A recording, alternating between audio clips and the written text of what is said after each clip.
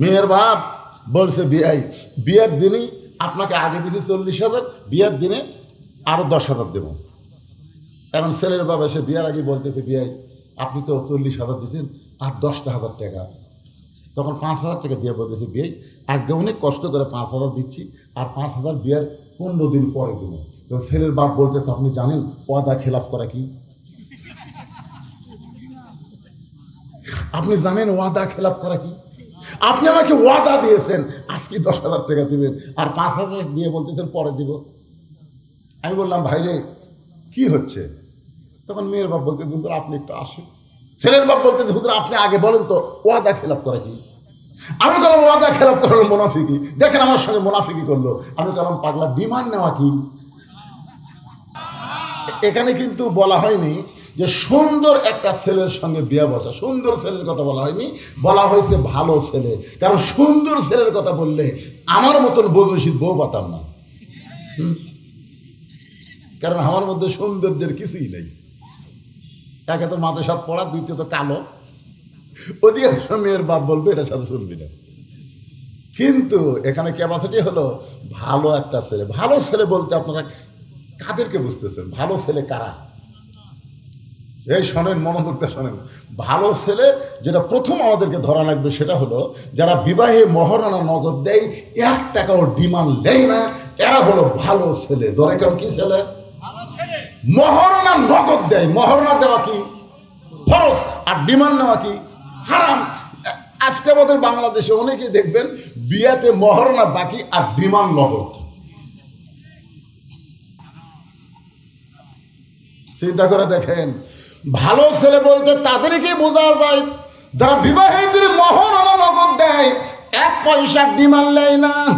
যেই ছেলেটা মাথায় টুপি পরে মুখের দাঁড়িয়ে রাখে, কোনোদিন দাঁড়ায় পেশাব করে না, 5 ওয়াক্ত নামাজ জামাতের সঙ্গে আদায় করে, এই ছেলেটা দেখতে যেমনই হোক ছেলেটা হলো ভালো ছেলে। ওমর ফারুক বললেন মা তোমার তো ঘটকালি করার কেউ নাই, তোমার কোনো অভিভাবক নাই, আমি তোমার অভিভাবক হইয়া একটা ছেলের কথা বলতেছি, দেখো তোমার ছেলেটা তোমার পছন্দ হয় কিনা। মেয়েটা বলতেছি আমির আল মুমিনিন, তাহলে আপনি বলেন তো আপনার কাছে ভালো ছেলেটাকে। ওমর ফারুক বললেন মা ছেলেটার বয়স হলো 22 বছর, লম্বায় হলো 6 ফুট 2 ইঞ্চি। ছেলেটার বয়স হলো 22 বছর, লম্বায় হলো 6 ফুট 2 ইঞ্চি, গায়ের রং ফর্সা, মুখের চেহারা চাঁদের মতন। ছেলেটার নাম হলো আব্দুল্লাহ, বাবার নাম হলো আমি ওমর। ছেলেটার যোগ্যতা হলো 6 লক্ষ হাদিসের হাফেজ, ছেলেটার যোগ্যতা হলো 30 পারা কোরআনের হাফেজ। আমার আব্দুল্লাহর সঙ্গে তোমার বিয়েটা দিয়া তোমাকে আমার বৌমা বানায়া আমার বাড়িতেই তোমাকে অধিকার দিবার চাই। লিল্লাহে তাকবীর। আপনারা বলেন তো অধিকার আছে না নাই? ওমর ফারুক বললেন মা আমার আব্দুল্লাহর সঙ্গে তোমার বিয়েটা দিয়ে তোমাকে আমার বৌমা বানায়া আমার বাড়িতেই তোমাকে অধিকার দিবার চাই। বৌমা বানায়া ধরে কোন কি মা? ছেলের বউকে আপনারা কি বলেন? বৌমা। আমি রাজশাহীর বাগমারাই 3-4 বার বললাম ছেলের বউকে আপনারা কি বলেন? বৌমা। কিন্তু আমার পাশে সভাপতি আছে, ওই কথা কয় না। আমি খালি চিন্তা করি কেন সবাই বৌমা কয়, সভাপতি কয় না কেন? তাই আমি বললাম কে ভাই আপনার কি ছেলে নেই? যেরকম আমার ছেলে নেই, আমি জীবনে বৌমা পাবো না, কারণ আমার 3টাই মেয়ে। তা আপনি কি আমার দলে? তখন না হুজুর আমার 2 ছেলে বিয়ে দিছি। তো তাহলে আপনার তো 2টা বৌমা আছে, আপনি কথা কন না কেন ভাই? তখন বলে হুজুর আপনি যখন বৌমা বলতেছেন তখন আমার কলজে জ্বলে যাচ্ছে, কারণ 2টা বেটা বিয়ে করাছি, আমি বৌমা পাইনি। এই 2টা হলো বউ দজ্জাল। এই বিয়ে করানোর পর থেকে ওরা বাড়িতে এসে আমার 2 ছেলেকে এমন বুঝ দেওয়া দিছে, এখন আমার 2 ছেলে আমার ছেড়া শহরে থাকে আর আমরা গ্রামত করে থাকি। আগে আমার ছেলে 2টা ভালোই আসলো, কিন্তু বিয়ে করার পরে কি মালডেস ভালো। তা আপনি যখন বলেন বৌমা তখন আমার কলজাতে আঘাত লাগে হুজুর, আমি বৌমা পাইনি। আমি বলছি বউ দজ্জাল, ধরে কোন বউ কি? এখন আপনারা যারা বেটা বিয়ে করাছেন আপনারা কি মাল পাচ্ছেন, বৌমা না বউ দজ্জাল? এখন আর সবাই কথা হয় না, বেটার বউকে বলা লাগবে বৌমা। কিন্তু বর্তমান পরিবেশে অনেক ছেলে আছে দেখবেন বইয়ের কথা মতো চলে, স্বামীর বইয়ের কথা মতো চলে, বউ যা বলে তাই শোনে। এরকম কিছু ছেলে আছে না নাই? যেরকম আছে না নাই? ওমর ফারুক বললেন, মা আমার আব্দুল্লাহর সঙ্গে তোমার বিয়ে দিয়ে তোমাকে আমার বৌমা বানায় আমার বাড়িতেই তোমাকে অধিকার দিবার চাই। মেয়েটা বলতেছে, আমির আল মুমিনিন, আপনার আব্দুল্লাহর চাইতে ভালো কোনো ছেলে কি দুনিয়াতে নেই? ওমর ফারুক বললেন, মা বর্তমানে আমার আব্দুল্লাহর চাইতে ভালো কোনো ছেলে আমার চোখে পড়ে না। মেয়েটা বলতেছে, আমির আল মুমিনিন, আপনার চোখে হয়তো আব্দুল্লাহর চাইতে ভালো কোনো ছেলে না থাকতে পারে, কিন্তু আমার কাছে একটা ভালো ছেলের খবর আছে। ওমর ফারুক চমকে গিয়ে বলে, মা তোমার কাছে যেই ভালো ছেলের খবর আছে সেই ছেলেটাকে? মেয়েটা বলতে, ছেলেটার নাম হলো হোসাইন, আর বাবার নাম হলো হযরত আলী, মায়ের নাম হলো ফাতেমা, আর নানার নাম হলো মুহাম্মাদুর রাসূলুল্লাহ। এখন আপনি বলেন, আপনি বলেছেন ভালো একটা ছেলের সঙ্গে আমার বিয়ে বসার অধিকার আছে। এখন ভালো ছেলেকে আব্দুল্লাহ না হোসাইন? ওমর ফারুক বললেন, মা তুমি যে ছেলেটার খবর দিলা সেই হোসাইন আমার আব্দুল্লাহর চাইতে হাজার হাজার গুণ ভালো। মেয়েটা বলতে যে হোসাইনের মতন ভালো ছেলে থাকতে আপনার আব্দুল্লাহর সঙ্গে আমি বিবাহ বসবো, কারণ আপনি বলেছেন ইসলাম আমাকে ভালো একটা ছেলের অধিকার দিছে। তো ভালো ছেলে হোসাইন থাকতে আপনার আব্দুল্লাহর সঙ্গে আমি বিয়ে বসবো না। ওমর ফারুক মেয়েটাকে নিরাপদ আশ্রয় দিয়া পরন্ত বিকেলবেলা হযরত আলীর বাড়ির দরজায় গেলেন। বাড়ির দরজায় গিয়ে রাসূল বলেছেন, ওই বাড়িওয়ালাকে ডাক দেওয়ার আগে তুমি দরজা বরাবর একটা সালাম দাও। সালাম দেওয়া হলো নবীর সুন্নত। আপনার যখন কারো বাড়ি যাবেন, বাড়ির দরজা দিয়ে কি দিবেন? আসসালামু আলাইকুম ইয়া আহলাল বাইত, এই বাড়ির মধ্যে যারা আছো তাদের সকলের উপর আল্লাহর রহমত বর্ষিত হোক। এখন সালামের উত্তর যদি নাও আসে তাও দেওয়া লাগবে। আপনারা যে গোরস্থানের পাশ দিয়ে যান, কবরের ধারে যান আপনারা, তো কবরের ধারে দেখি সালাম দেওয়ার কথা আছে না নাই? আপনার কি উত্তর পান? কিছুদিন আগে ফেসবুকে দেখলাম এক লোক গোরস্থানের মধ্যে ঘাস কাটতেছে, পাঁচির ধারে, জোরে করে কাট ধারে। তো এক লোক এই পাঁচির ধারে আসসালামু আলাইকুম ইয়া আহলাল কুবুর, তখন চিল্লে বলতে, ভাইরা আমার খবর ভালো না। সেই কথা ভালো না, আমি মারছে দেবো, স্যান্ডেল জুতা আসলে ফেলিয়ে দেবো। ওই মনে করতে কে জীবনে বহুদিন সালাম দিলাম, উত্তর পাইনি। আসলে কি মরা কবর থেকে উত্তর দিছে না জেতাই মারছে? উত্তর পান বা না পান, সালাম দেওয়া হলো নবীর সুন্নত। আসসালামু আলাইকুম ইয়া আহলাল কুবুর। হযরত আলী দরজায় গিয়ে সালাম দেয়, আসসালামু আলাইকুম ইয়া আহলাল বাইত। এই সালাম দেওয়ার পরে হযরত ওমর একটা আয়াত পড়লেন, কোরআন থেকে একটা আয়াত পড়লেন, আম্মা সাইলা ফালা তানহার। আলী চমকে গেল, কে যে সালাম দিল সেটা তো হযরত ওমর, কিন্তু এই ফকিরের আয়াত কেন করলো? কিসের আয়াত? ফকিরের আয়াত, আম্মা সাইলা ফালা তানহার।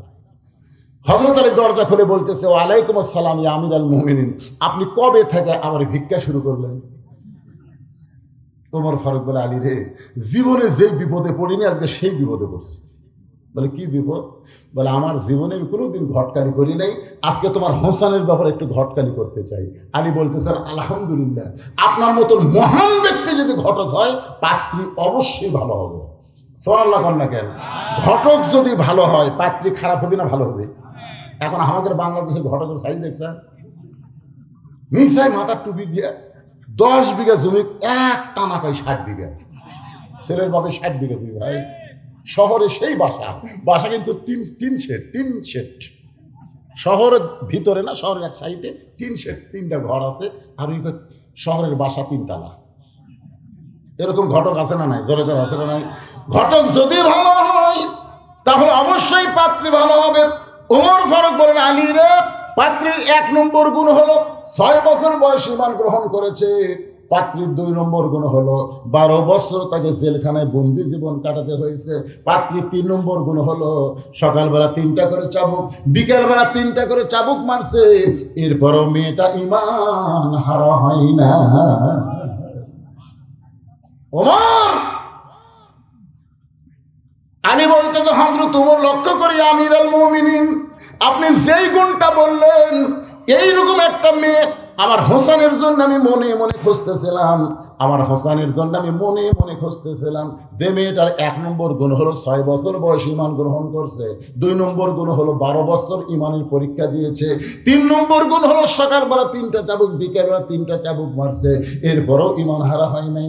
আমি মনে মনে এমন একটা মেয়ে খুঁজতেছিলাম। ওমর ফারুক বলে, আলী ভাই, আমার আব্দুল্লাহর সঙ্গে বিয়ে দিবার চাইলাম, কিন্তু মেয়েটা আমার আব্দুল্লাহকে চয়েস করে না, তোমার হোসেনকে করছে কামনা। এখন বলো আমার ঘটকালি কবুল হয়? আলী বলতেছে, আমিরুল মুমিনিন, আমার পক্ষ থেকে কোনো আপত্তি নাই। ওমর ফারুক বলতেছে, ভাইজান আসেন তাহলে একটু কোলাকুলি করি। হজরত উমর আর হজরত আলী যখন কোলাকুলি করতেছে, এমন সময় হোসেন ঘর থেকে বার হয়ে বলতেছে, মুরব্বীরা, আপনার যেভাবে কোলাকুলি করতেছেন মনে হয় বিয়া আপনারাই করবেন। ওমর ফারুক বলে, হোসেন মুখ সামলে কথা বলবো, আমিও তোমার মুরব্বী, তোমার বাবাও তোমার মুরব্বী, আমরা 2 মুরব্বী মিলে যদি কোনো সিদ্ধান্ত নেই, তুমি কি সিদ্ধান্ত মানবে না? হোসেন বলতেছে, ইসলামে বেশি মুরব্বী মানা যাবে না, মুরব্বীকে সম্মান করা যাবে, মুরব্বী জানা যাবে, কিন্তু মানার মুরব্বী একজনই, তিনি হলেন আমার নানা। জোরে কান সুবহানাল্লাহ। যাকে তাকে মুরব্বী মানলে তবলিগের অবস্থা দেখছেন, 2টা মুরব্বী মানার সাথে সাথে মারামারি। আগে কিন্তু মারামারি ছিল না। মুরব্বী যাকে থেকে মানা যাবে না, যাকে থেকে নেতাও মানা যাবে না। জোরে কোন কথা ঠিক কি না? আল্লাহ কোরআনে বললেন, কুল, হে রাসূল আপনি বলেন, ইন কুনতুম তুহিব্বুনাল্লাহ ফাত্তাবিউনি ইউহিব্বুকুমুল্লাহ ওয়া ইয়াগফির লাকুম যুনুবাকুম ওয়াল্লাহু গফুরুর রহিম। ওমর ফারুক বলে, হোসেন তুমি কি বলবার চাও? হোসেন বলতে যে, কয়েকদিন আগে আমি স্বপ্নে দেখলাম আমার নানা ঘরের মধ্যে আরাম করতেছে। আমি দরজা দিয়ে বললাম, নানু ভাই, আমি হোসেন একটু আপনার কাছে যাবার চাই। আমার নানা বলে, হোসেন রে, খবরদাই তুই বিরক্ত করিস না, আমি এখন জান্নাতের মধ্যে আরাম করতেছি। আমি হোসেন চমকে গেলাম, যেই নানা ভাঙ্গা ঘরের মধ্যে কথা বলে সেই নানা জান্নাতে আরাম করতেছে। এটা কেমন জান্নাত দেখার জন্য জানলার ফাঁক দিয়ে তাকায় দেখি আমার নানি উড়াতে বালিশ বানায় দিয়েছে, আর সেই উড়াতের উপর আমার নানা শুয়ে আছে। আমি রাগ করে বললাম, নানু ভাই, নানির উড়াতে বালিশ বানায় শুয়ে থাকলে কি জান্নাতে থাকা যায়? আমার নানা বললেন, হোসেন তুই ছোট্ট মানুষ, তুই বুঝবি না, তোর নানির মতন বউ যদি কেউ ঘরে পায়, ওই ভাঙ্গা ঘরটা আল্লাহর জান্নাত হয়ে যায়। ইয়া আমিরুল মুমিনিন, আমি সেই দিন সিদ্ধান্ত নিয়েছি, আমার নানা যেমন বিয়ে করেছে আমি তেমনই একটা বিয়ে করব। আমার ভাঙ্গা ঘরকে আল্লাহ যেন জান্নাত বানায়। কারণ ভাবিয়া করিও কাজ, করিয়া ভাবিও না। বিয়ার আগেই ভাবা লাগতে হবে, বিয়ার পরে ভাবা যাবে। আজকাল অধিকাংশ পোস্তার কারণ হলো সেই রকম সুন্দরী গা, সোপা খোপা দেখে কাম সারছে। আপনারা জানেন হোসেনের বড় ভাইয়ের নাম কি? মাঝে মধ্যে গোপনে গোপনে কাঁদতো। একদিন হোসেন বললেন, হাসান ভাই, আপনি বিয়ের আগে ভালো আছেন, বিয়ের পরে একদম গোপনে গোপনে কাঁদবেন কেন? হাসান বলতে, তুই বুঝবি না। হোসেন বলে, না, একসাথে থাকছি, একসাথে নানার কাছে গেছি, একসাথে আমরা 2 ভাই বড় হয়েছি, কি জন্য আপনি কাঁদবেন আমাকে বলেন? হাসান বলতে, তো ভাই হোসেন, আমি একটা বিয়ে করছি ভাই, আমার বউটা ভালো না, এই বইয়ের অত্যাচারে আমার গোপনে গোপনে কান্না করা লাগতেছে। হাসান রাদিয়াল্লাহু যাকে বিয়ে করেছিল, এই মেয়েটার নাম হলো জায়েদা। জোরেগার নাম কি? ওই জায়েদার জীবনে করে দেখবেন কুটনি, এর কথা ওর কাছে, ওর কথা ওর কাছে, এতটুকু কথা এত বড় করেছি। এরকম মেয়ে মানুষ আছে না নাই? জোরেগার আছে না? এখন ভিক্ষা করে আছে ফকুর নেই, মা 4টা ভিক্ষা দাও। বেটার বউ বলতেছে 4টা না 4 সের দেবো। ফকুর নি কয়, কে মা 4 সের দিবা কেন? শাশুড়ি আমার গায়ে দেয় অন্য বাড়ি পান খাবার কাছে, এই সুযোগে তুমি যাচ্ছে, তোমার 4 সের দেবো, সংসার বসে দিলাম। কিন্তু ফকুরনির বেটি শর্ত হলো, এ কথা তার কাউরে করে না, তোমার 4 সের চাল দিলে বেলা তো কাউরে করে। ফকুরনিকে আমার কি ঠেকা বলতে পার, সারাদিন ভিক্ষা করে 2 সেরই পাই না, আরে একবারই 4 সের দরকার নেই। ওই 4 সের চাল পায়া রাস্তাতে যাচ্ছে আর বলতেছে, ওই বাড়ির বেটার বউ আমার 4 সের চাল দিল, কাউরে গান করে না, আমার কি ঠেকা বলছে। এক লোক বলে, ফকুরনির বেটি কি হয়েছে, একলা একলা গল্প করে, ওই যে বাড়ির বেটার বউ গো আমাকে 4 সের চাল দিয়ে কইছে, কাউরে গান করে না, কাউরে কমে না, যাকি ভাই তাকে, তাকি ভাই তাকে।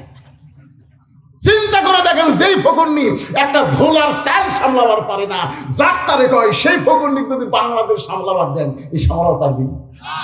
এর আগে যা হসে হসে, আর কোনো ফকুর নি চলবি না, এখন থেকে ফকিরের হাতে বাংলাদেশ থাকবি। তোর কথা ঠিক। মেয়েদের দিন শেষ, সবাই বলবেন মরদের বাংলাদেশ, নারীদের দিন শেষ। এ মরদ মানুষ আপনার জোরে কর না কেন? আমার আগে দ্বিতীয় বক্তা ওয়াজ করে গেল কোরআনের আয়াত দিয়ে, আর রিজালু কাওয়ামুনা আলান নিসা, পুরুষেরা উপরে থাকবে, নারীরা তলে থাকবে। এটা কি আমার কথা না আল্লাহর কথা? জোরে কার কথা?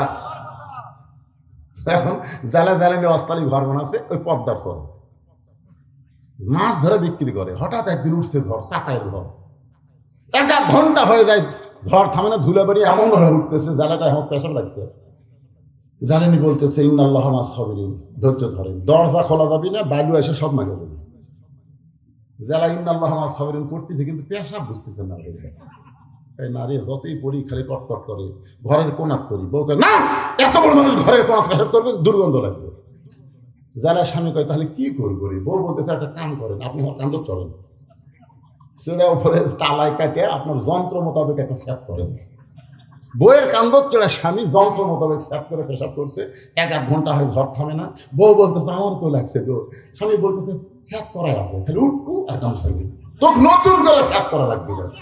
এবারে বউ স্বামীর কান্দে চড়ে পেশাব করে, একটা পেশাব ভেড়া যায় না ভাই, সব বুক ভিজে যায়।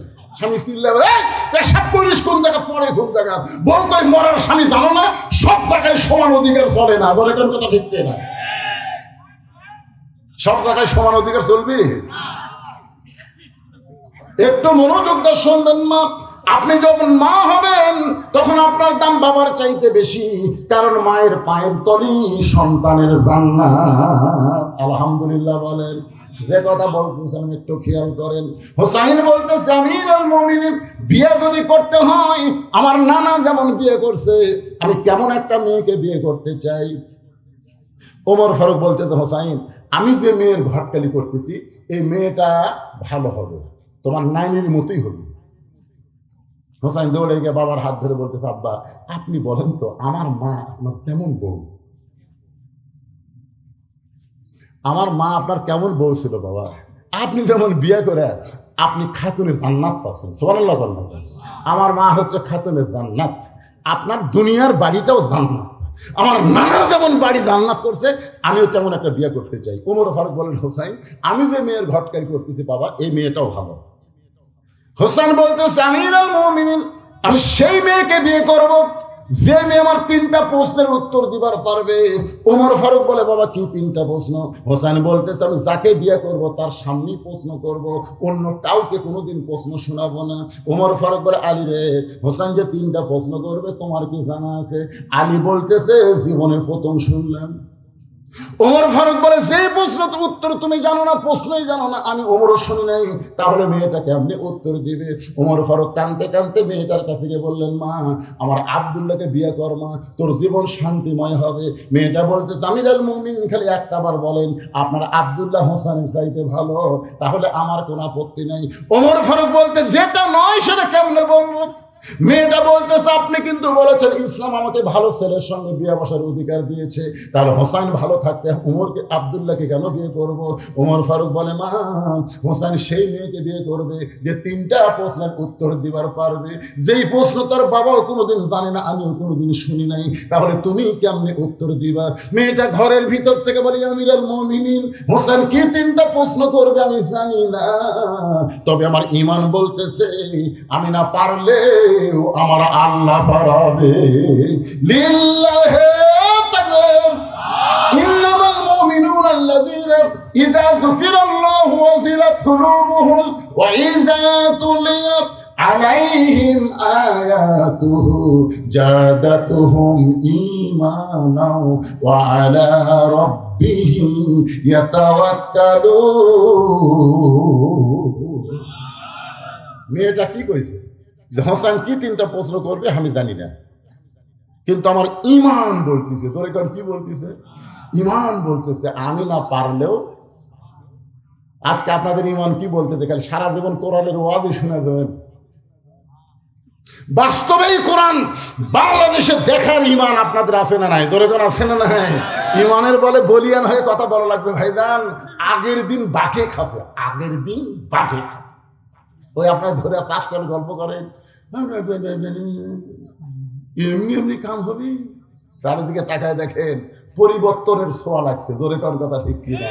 আর সেই দিন নাই, মানুষ এখন বোঝা শুরু করছে, মানুষ এখন বোঝে আমার ভোট আমি দিব, যাকে খুশি তাকে দিব, সেই দিন আর নাই। আমার ভোট আমি দিব, ভালো মানুষ দেখে দিব, জোরে কর কথা কর না কেন? আল্লাহর বান্দারা একটু মনোযোগ দিয়ে শোনেন। মেয়েটা যখনই বলেছে আমিরুল মুমিনিন হোসেন কি তিনটা প্রশ্ন করবে আমি জানি না, তবে আমার ইমান বলতেছে আমি না পারলেও আমার আল্লাহ পারাবে। সঙ্গে সঙ্গে ওমর ফারুক এক দৌড়ে এসে বলতেছে আলী ভাই। আলী বলতেছে এখনই কান্দতে কান্দতে গেলেন, আবার আছেন? ওমর ফারুক বলতেছে তারিখ করবো। হোসেন ঘর থেকে বের হয়ে বলে কিসের তারিখ? ওমর ফারুক বলে বিয়ের তারিখ না রে, বিয়ের তারিখ না। তুমি যে তিনটা প্রশ্ন করবা তার উত্তর দিবার পারবে কি পারবে না তারই তারিখ। আলী বলতেছে যেই প্রশ্ন আমি জীবনে শুনিনি, আপনিও জানেন না, আর সেই প্রশ্নের উত্তর নিয়ে দিবি। ওমর ফারুক বলতেছে আলী মেয়েটা এমন কথা বলেছে ইমানের বলে বলিয়ান হয়ে, আমার বিশ্বাস মেয়েটা একলা নাই, মেয়েটার সঙ্গে আমার আল্লাহ আছে। ধরে কর না সুবহানাল্লাহ। আপনার বলেন তো, যার সাথে ইমান আছে, যার ভিতরে ইমান আছে, তার সাথে আল্লাহ আছে না নাই? মাশাআল্লাহ। অহুয়া মাকুম আইনামা কুনতুম। একটু খেয়াল করবেন ভাইজান, ইমানের দাবি যদি কোরবানি হয়, সেই দাবি ঘরে বসে থাকা নয়। ইমানের দাবি হলো কিছু বিনিময়, সেই বিনিময় যদি কলিজার ঘাম হয়, সেই ঘাম দিতে গেল তৈরি থাকি। ওগো দয়াময় আমার আল্লাহ দয়াময়। আল্লাহু আকবার। নির্দিষ্ট তারিখ মোতাবেক প্রশ্নের উত্তরের তারিখ, নির্দিষ্ট তারিখ মোতাবেক ডান পাশে হযরত ওমর বসে গেছে, ডান পাশে কে? আর বাম পাশে হযরত আলী, আর মাঝখানে হলো হোসেন। বসার সাইজটা খেয়াল করেন, ডান পাশে হযরত ওমর বসে গেছে, বাম পাশে হযরত আলী, মাঝখানে হোসেন। সামনে একটা চাদর দেওয়া হয়েছে, চাদরের ওই পারে ওই 18 বছরে যুবতী মেয়েকে বসানো হয়েছে। এখন আপনাদের কাছে আমার প্রশ্ন হলো, সামনে চাদর দেওয়ার কারণ কি? সবাই বলা লাগবে, সামনে চাদর দেওয়ার কারণ কি? আরো জোরসে বলুন। এই যে বেগম মমতাজ, নাম শুনছেন আপনারা? সংসদের মধ্যে একটা গান গাইছিল আল্লামা শফি হুজুর, আল্লামা শফি রহমতুল্লাহ আলাইকে লক্ষ্য করে। শফি হুজুর নাম শোনেনি? আগে হেফাজতের যিনি আমির ছিল শফি হুজুর, এই শফি হুজুরকে লক্ষ্য করে 2 টাকার মমতাজ একটা গান গাইছিল। ওরে শরীয়তের মাওলানা 14টা করলা কানা, মনের পর্দা বড় পর্দা তোমরা খুঁজে পাইলা না, তেতুল হুজুর বুঝলো না। আল্লামা শফি রহমতুল্লাহ আলাইকে বলেছে তেতুল হুজুর, বলে কোন কি হুজুর? আর গানের মধ্যে কি বলছে? মনের পর্দা বড় পর্দা তোমরা খুঁজে পাইলা না। মনের পর্দা যদি বড় পর্দা হয়, ওমর ফারুকের মন ভালো না খারাপ? কথা তাই বলতেছে না, কি খারাপ মনে করতেছেন? ওমর ফারুকের মন ভালো না খারাপ? না খারাপ। আলীর মন ভালো না খারাপ? তাহলে সামনে চাদর দিয়ে কি বুঝাইল? মনের পর্দা পর্দা না, পর্দা হলো আল্লাহর আইন। পর্দা কার আইন? আল্লাহর আইন রে ভাই। আজকে পর্দার আইন চালু না করে এখন অ্যাসিড মারলে মৃত্যুদণ্ড, ধর্ষণ করলে মৃত্যুদণ্ড, যতই আইন করেন কাম হবে না। কারণ ঘরের মধ্যে শুটকি মাছ রেখে বিড়ালের উপর আইন দিচ্ছেন, শুটকি খালে 20টা ব্যাত মারো, কিন্তু দরজা খোলা থছে। বিড়াল এসে দেখবি কে রে, লাখ টানবি, আর ঘরের দিকে যা দেখবি দরজা খোলা, যায় দেখে খাটের তলে পাতিলে ঢাকনা নাই। আপনার বলেন তো বিড়াল 20 মিনিট টাইম পাবি? ওই 20 মিনিট ছাড়াই শুরু করবি। এই 20 মিনিট ছাড়া শুরু করেছিল শেখ মুজিবুর রহমান, শহীদ প্রেসিডেন্ট জিয়াউর রহমান এসে ধর্ম নিরপেক্ষতাকে লাথি মেরে বিসমিল্লাহ শুরু করছে। ধরে খান কথা ঠিক কিনা? আজও বাংলাদেশে যারা বিসমিল্লার বিরুদ্ধে, বুঝবেন তারা আল্লাহ নবীর বিরুদ্ধে। কথা কন না ভাই জান, কিছু নাস্তিক আমাদের দেশে আছে না নাই? শহীদ প্রেসিডেন্ট জিয়াউর রহমান ইসলামের মূল মন্ত্র নিয়ে 34 বছর বাংলাদেশকে খেদমত করেছেন, তিনি খেদমত। তার পোশাক আশাকে চালচলনে কেউ বলবে না সে ছিল প্রেসিডেন্ট, সে ছিল খাদেম। দুনিয়া থেকে যখন বিদায় নিলেন তখন তার ভাঙ্গা সুটকেসে পাওয়া গেল জায়নামাজ আর আল্লাহর কোরআন। ধরে খান সুবহানাল্লাহ। আমাদের সরকারি মোস্তাফি মানুষের প্রিন্সিপালকে আমরা প্রশ্ন করেছিলাম, হুজুর তিনি আল্লাহর ওলি আল্লামা নজিবুল্লাহ হুজুরকে, হুজুর শহীদ প্রেসিডেন্ট জিয়াউর রহমান সম্পর্কে আপনার মন্তব্য কি? তিনি 1 মিনিট শুধু কাঁদলেন আর কাঁদলেন, কাঁদার পরে চোখের পানি মুছে বললেন, বাবা শহীদ প্রেসিডেন্ট হলেন হযরত ওমর ফারুকের সিমটম। ধরে খান সুবহানাল্লাহ। আজকে যারা বিএনপি করেন শহীদ প্রেসিডেন্ট জিয়া রহমানের আদর্শ আদর্শ বলেন, কিন্তু তাকে তো আপনার মানেন না। জিয়া রহমান তার শাসনাবলী কোনোদিনও একটাবারও রাজাকার রাজাকার শব্দ উচ্চারণ করেনি, কারণ তিনি যাকে প্রধানমন্ত্রী বানাইছিলেন তিনি ছিলেন পিস কমিটির লিডার সাজিদুর রহমান। জনগণ কথা ঠিক কিনা? খালেদা জিয়া 91 সালে যখন সরকার গঠন করলো তখন তাকে প্রেসিডেন্ট বানানো হলো, তার নাম কি আব্দুর রহমান বিশ্বাস, 1 নম্বর রাজাকার। আজ পর্যন্ত তারেক জিয়া যত ভাষণ দিয়েছে রাজাকার শব্দ একটা বড় মুখ দিয়ে উচ্চারণ করেনি, কিন্তু এই শালা চামচেরা 2 টাকা দিয়ে তাহলে তারা কথাই কথায় রাজাকার বাংলা। চিন্তা করে দেখেন, এত বছর কাদের সঙ্গে কাঁধ মিলে জামাত বিএনপি সহ অন্যান্য দল হাসিনার বিরুদ্ধে আন্দোলন করেছে। দরকার কথা লিখিয়ে না, একই আলুর বাগুরের মধ্যে এক বাগুর বিএনপি ভাই শুয়ে আছে আর এক বাগুর ছবি। আমার বলতে হুজুর আপনি কি ঠান্ডা লাগছে? ভাই আমার ঠান্ডা একটু ভিড় লাগছে, ওর কম্বল আমাকে দিন। 2 ভাই আমরা একই জায়গা ছুঁতে থেকে হাসিনার বিরুদ্ধে আন্দোলন করছি, আর শালা কি হলো এই 24 আগস্টের পরে হায় হায় কেউ আর কাউকে দেখতে পারে না। শোনেন, জামাত বিএনপি যদি এইরকম শত্রুতা শুরু করে দেয় যে কোনো সময় হাসিনা আবার ঠুস করে ঢুকবি।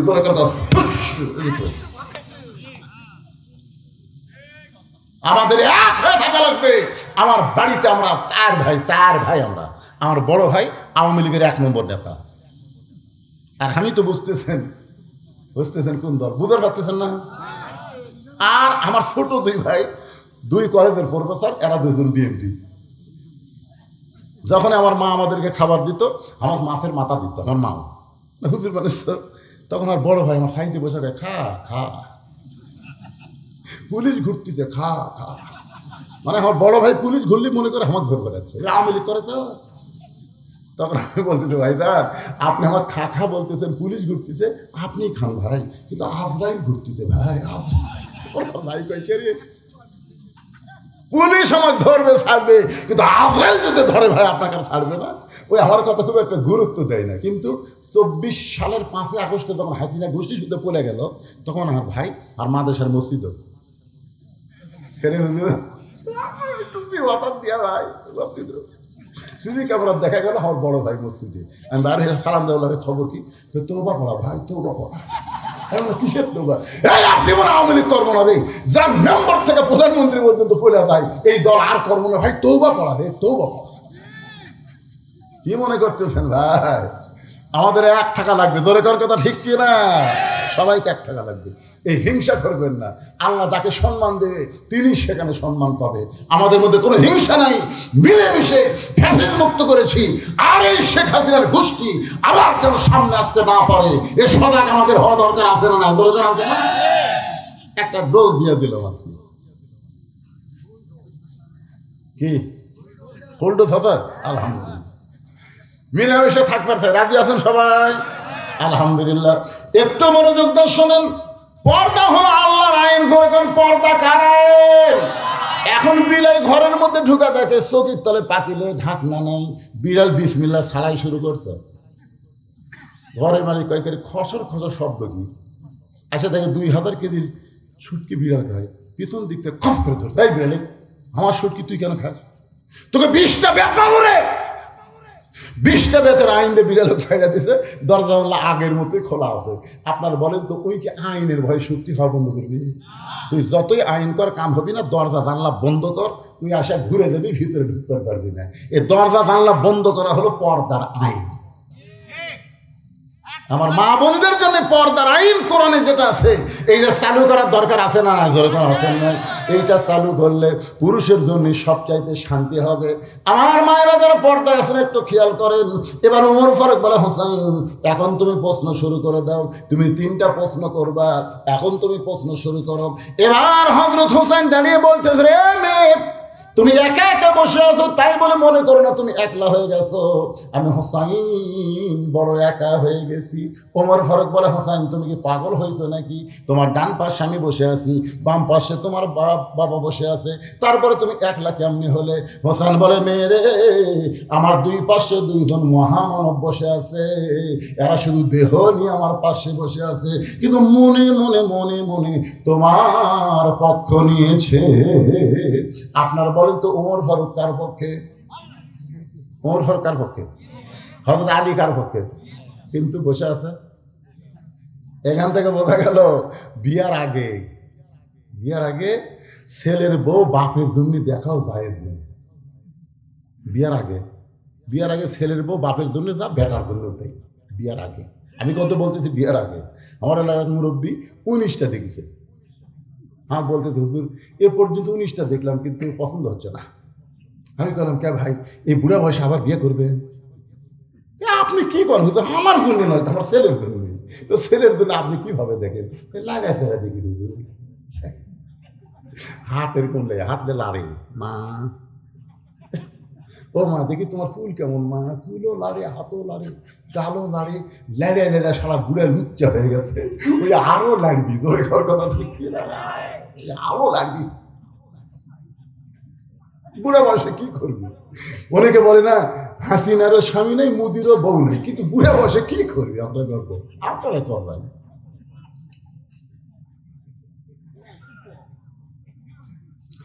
আমি বলতেছি আজ থেকে সতর্ক হয়ে যান। বিবাহের আগে ছেলের জন্য যা, বাপের জন্য তাই। হযরত আলী ওমর এই পারে বসার কারণ হলো ওই মেয়েটার কাছে তারা যাওয়ার পারবে না। জোরে বলেন কথা ঠিক কিনা?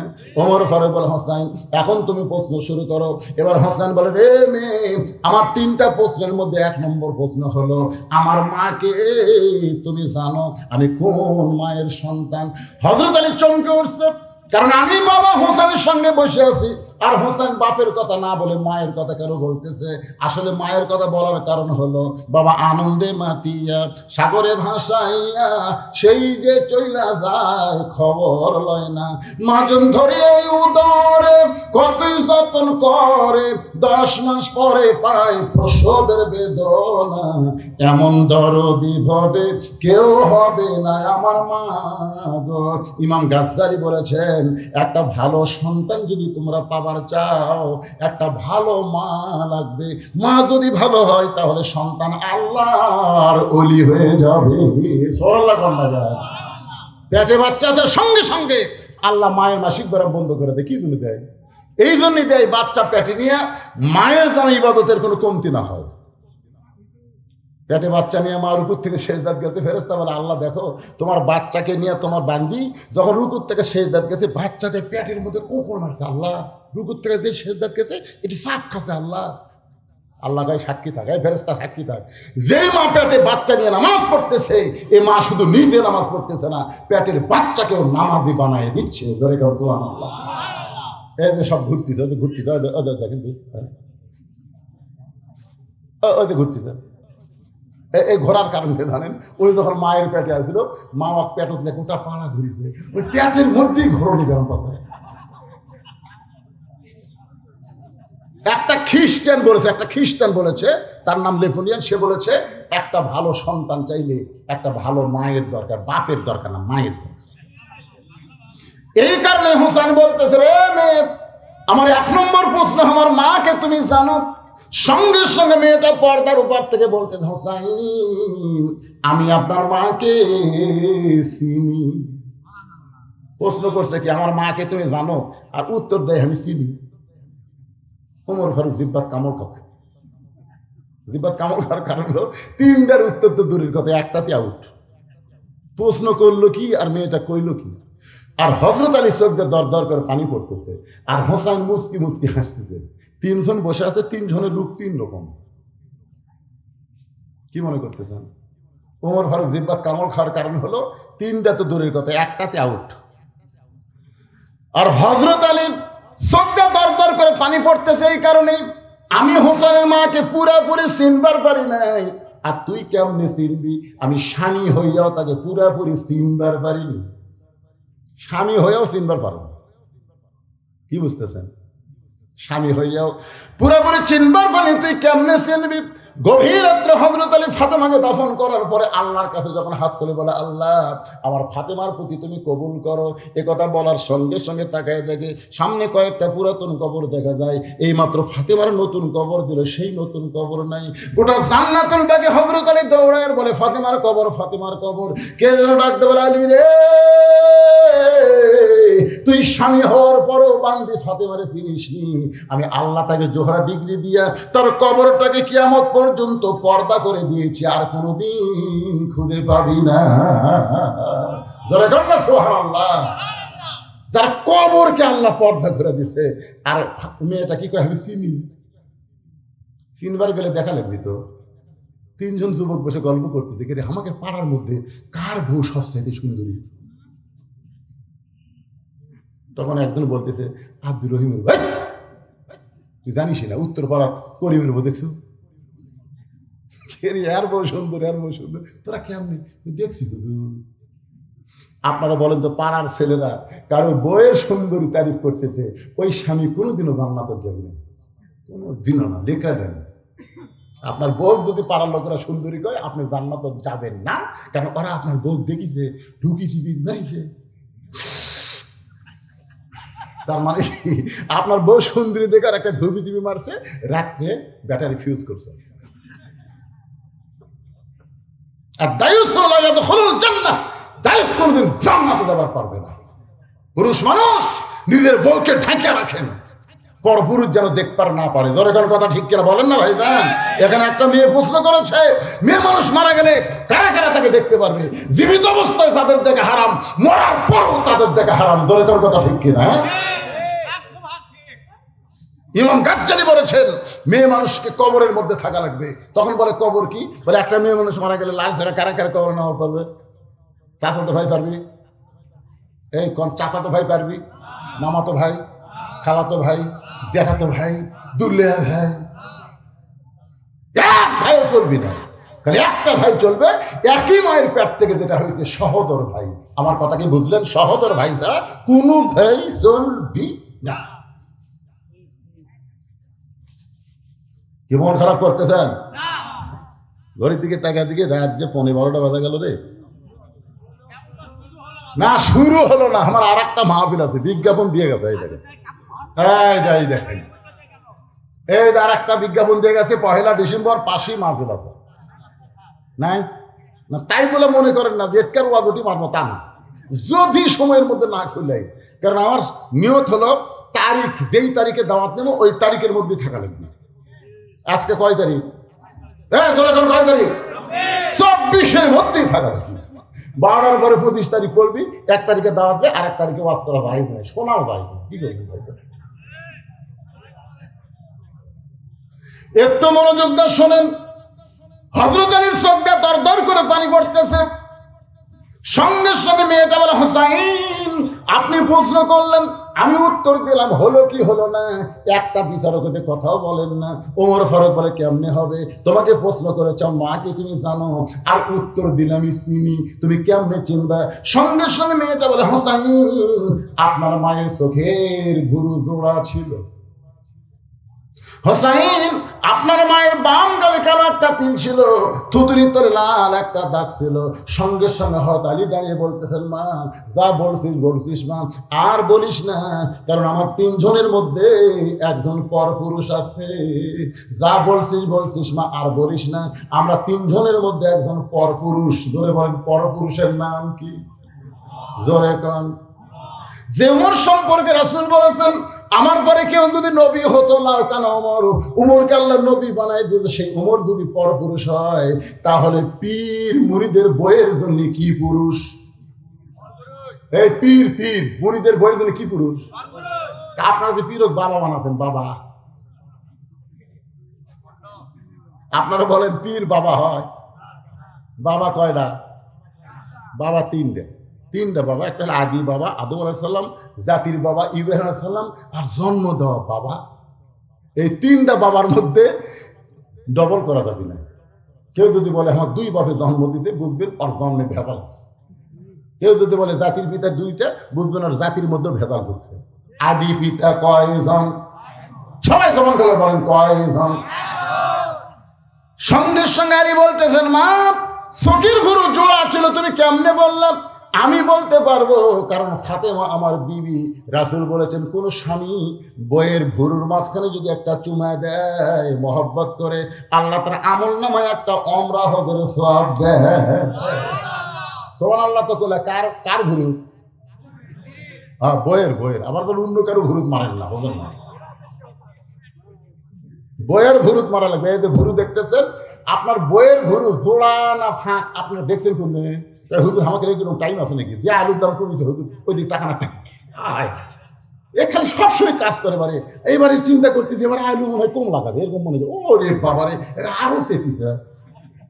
লাভ নাই হেলে আর লাভ নাই যাবে, কথা ঠিক, এর সরম নাই, এই হারে আলুর দাম নাই, আবার টাইম নাই তো, বইয়ের দিকে তাকানা টাইম আছে? আলী বলতেছেন, মা ফাতেমার বাম গালে কালে একটা তিল ছিল, আমি বলতে পারি থুতুর তলে একটা দাগ ছিল, হোসেন বলতে পারে, কিন্তু তুমি কেমনে বললা মা? কারণ তুমি যেই দেশের জেলখানায় বন্দি ছিলে ওই দেশের নাম হলো রোম দেশ, ওই দেশের জেলখানা থেকে তুমি কেমনে বললে মা?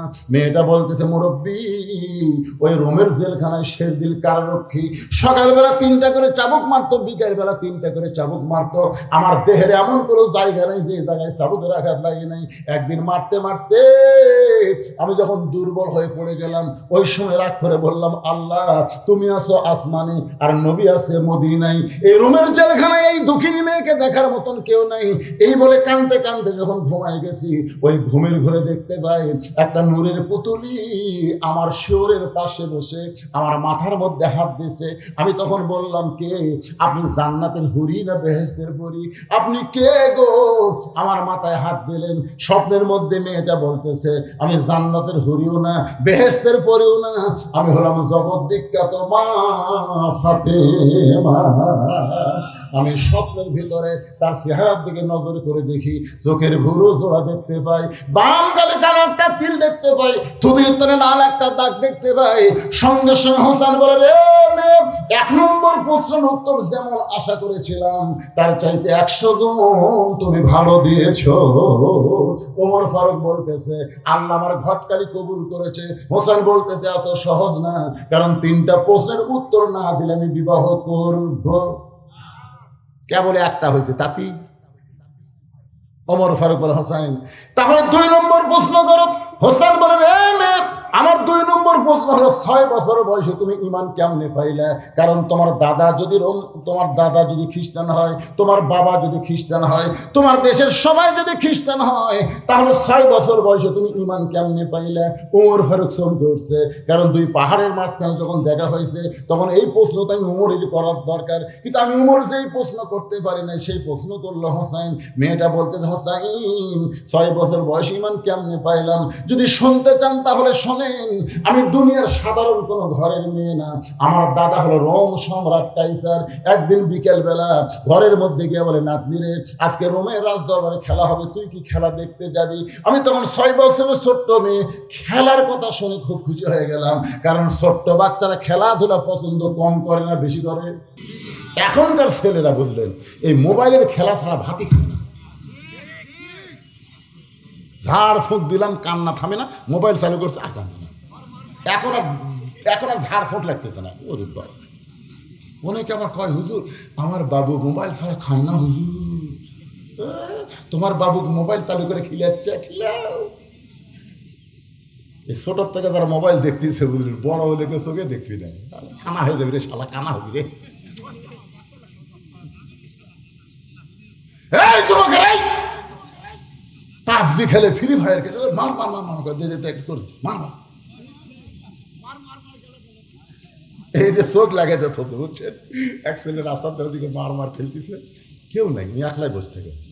তখন ওই দিক দেখতে কুদতে যাচ্ছে, দেখতেছি কে এমন ভাই বসে আছে, লড়া নাই চড়া নাই, কুত্তা মনে করছে গাছের গোড়া, বুঝতে গাছের গোড়া করে যে পেশাব করে দিতে ঠ্যাং দিল, তখন কি হলো যে কুত্তে পেশাব করে গেল, শালা মার মার, কুত্তে মেরে থেকে গেল। ধরে কথা কর না কেন ভাই?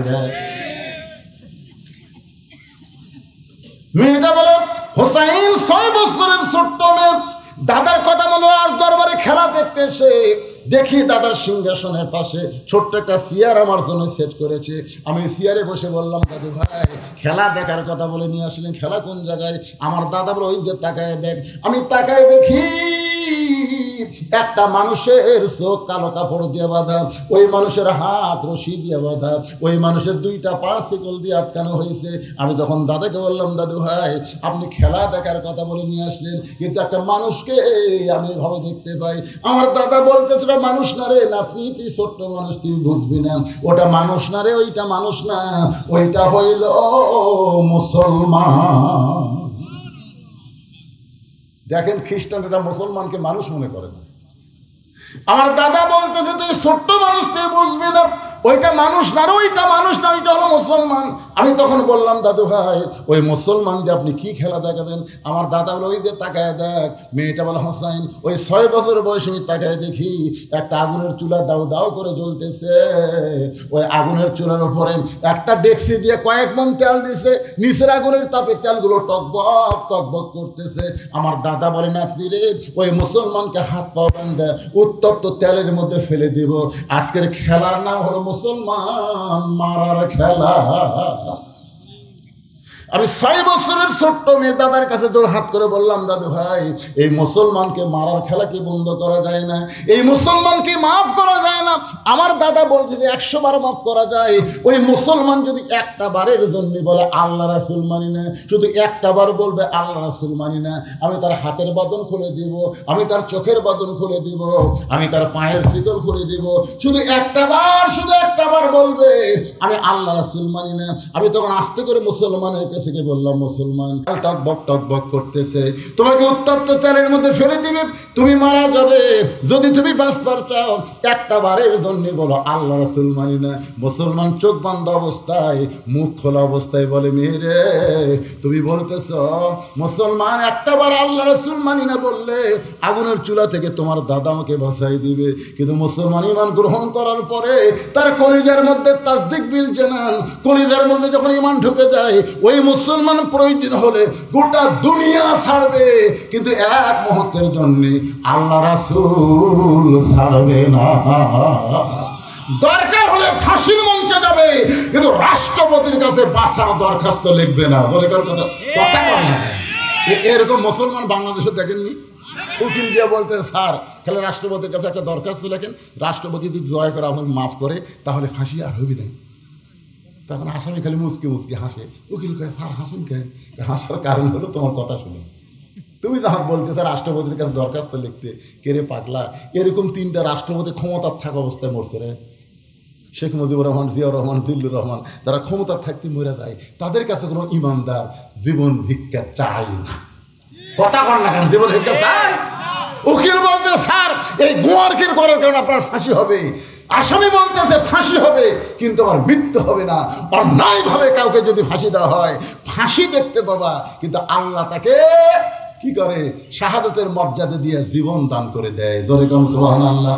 ওয়ালা তাকুনু লিমান ইউকতালু ফি সাবিলিল্লাহি আমওয়াতুন বাল আহয়াউ ওয়ালাকিন লা তাশউরুন।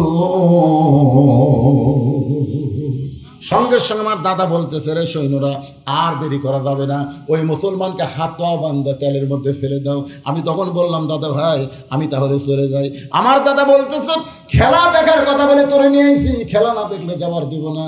জোর করে আমার হাতটা ধরে থাকলো, আর মুসলমানকে আগুনের চুলার দিকে নিয়ে যাচ্ছে। আমি দেখি মুসলমান একটা বারও পেছন দিকে টান খেলতেছে না, আগুনের চুলার দিকে বীরের মতন হেঁটে হেঁটে যাচ্ছে। ধরে গান সুবহানাল্লাহ। একসময় আগুনের চুলার কাছে, তেলের কাছে যখন মুসলমানকে নিয়ে গেল, আমি তখন দাদা আমার বাম হাত ধরে আছে, কারণ আমাকে যাবার দিচ্ছে না।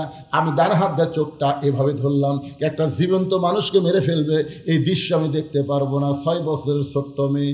আমি যখন ডান হাত দিয়ে চোখ বন্ধ করেছি, এমন সময় মধুর একটা কলেমা আমার কানের মধ্যে ঢুকলো, লা ইলাহা ইল্লাল্লাহু মুহাম্মাদুর রাসূলুল্লাহ। মেয়েটা বলে, হোসাইন ওই কলেমা শুধু কানের মধ্যে ঢোকে নাই, আমার কলিজার মধ্যে যখন জায়গা পাইছে আমি তখন হ্যাঁসকা টান মারলাম। হ্যাঁসকা টান মারা তাকায় দেখি ওই মুসলমানের দেহ আগুনের তেলের মধ্যে পড়তেছে, কিন্তু দেহ আগুনের তেলের মধ্যে পড়ার আগেই ওই খাঁচার ভিতর থেকে কে যেন পাখিটা ধরে সসম্মানে ছাইড়া দিল, একটা সবুজ রঙের বাগানে উড়াল দিয়ে চলে গেল। মুসলমানের দেহ পড়ল চুলায়, কিন্তু ভিতরের পাখি কোনো চুলার মধ্যে পড়ে নাই। ওই পাখিটা উড়াল দিয়ে যখন চলে যায়, আমি এক দৌড়ে মায়ের কাছে গিয়ে বললাম, লা ইলাহা ইল্লাল্লাহ মুহাম্মদ রাসূলুল্লাহ। আমার মা বলতেছে, তুই না তোর দাদার সঙ্গে খেলা দেখতে গেলি, এই মুসলমানের কলমা কোথায় পাইলি? এই কলমা যদি তোর মুখে থাকে মা, তোর দাদা তোকে মারবে, তোর বাপ তোকে মারবে। আমি তখন বললাম, মা এই কলমাওয়ালারা কোনোদিন মরে না। নিজের চোখে দেখলাম মা, খাঁচা যায় চুলার মধ্যে, কিন্তু পাখির কোনো মৃত্যু হয় না। আমি এক দৌড়ে এসে দেখি আমার দাদারা সৈন্য নিয়ে আনন্দ করতেছে আর বলতেছে মুসলমান মরে গেছে, মুসলমান মরে গেছে। আমি তখন 6 বছরের ছোট্ট মেয়ে আমার দাদার সামনে দাঁড়িয়ে বললাম, কানার ভাগ্যে ধন মিলে না। সবাই বলেন, কানার ভাগ্যে ধন মিলে না। সামনে পড়ে আছে সোনা, কানা দেখতে পায় না, মাটি মনে করে ফাইলা দেয়, হাতে তুলে নেয় না। কানার ভাগ্যে ধন মিলে না। আমার দাদাকে, এই কি বলিস রে?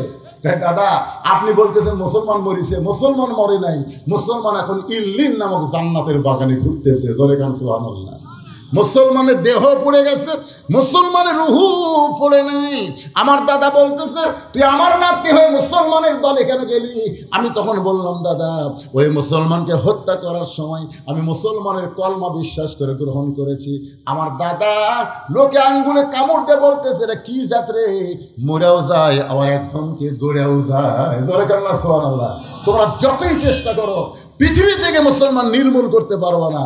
আস্তে আস্তে ইহুদি নির্মূল হবে, খ্রিস্টান নির্মূল হবে, অন্য ধর্মের সব নির্মূল হবে, কিন্তু মুসলমান কোনোদিন নির্মূল হবে না। দরকার কথা ঠিক, একটা মারবে এদিকে 10টা হবে। আপনারা জানেন আমেরিকায় বারাক হোসেন ওবামা একদিন কি বলেছে, যে পৃথিবীতে যে হারে মুসলমান বাড়তেছে 2040 সালের মধ্যে গোটা পৃথিবীতে মুসলমান হবে সবচাইতে সংখ্যা গরিষ্ঠ একটা জাতি। জোরে করে সুবহানাল্লাহ। আমেরিকায় আগে মসজিদ ছিল মাত্র 1200, এখন আছে 8000। কি বুঝতে চান?